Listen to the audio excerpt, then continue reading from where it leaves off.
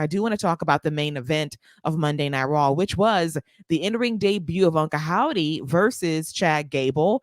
We had shenanigans, of course, from American Made, Scott's new favorite name for a faction. But eventually the Wyatt Six came out there to even the odds, and Uncle Howdy stood tall to wrap up the show. So all in all, the in-ring work by the crew is still standing firm, and the fans still love the Wyatt Six.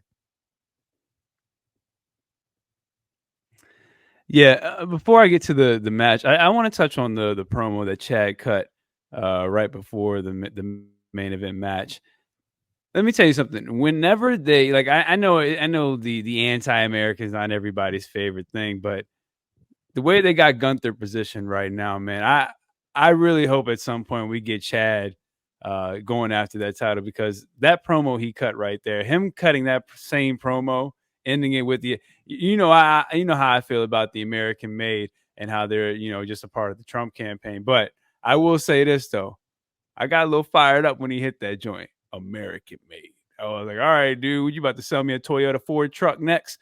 But I thought it was just a great promo, fantastic, and I honestly can't wait till he turns back babyface, because that's when I want him to win his title. He don't have to win it as a bad guy, but I really hope we get a babyface title run out of him, because that promo he cut I thought was fantastic.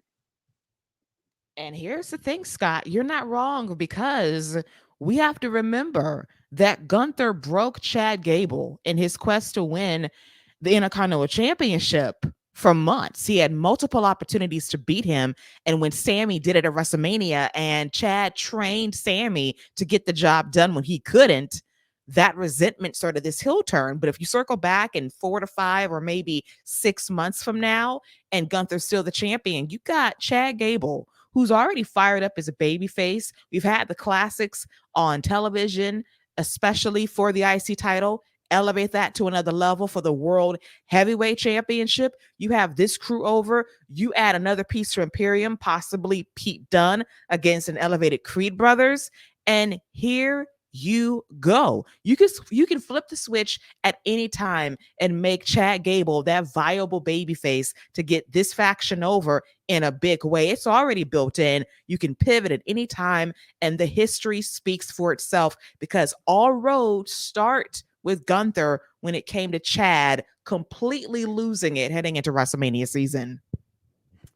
Yeah. I don't know if that is in their plans, but it's definitely something that they have in their back pocket that they can do. And, so we'll see what it is. But I just wanted to touch on that before we got to the match, because I just thought that promo was really, really well done. I thought the fire he showed was great, and the intensity was spot on. So loved everything about it. I actually really loved all the backstage promos, even the one Damian and Rhea cut before that. So I like the way they did that. But the match itself was really good. I thought Bo looked good in the match.